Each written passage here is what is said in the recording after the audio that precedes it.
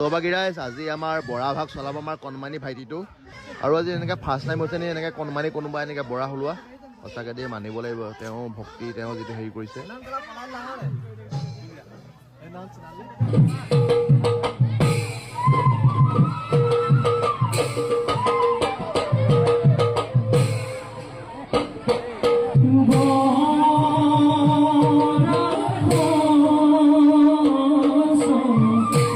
Oh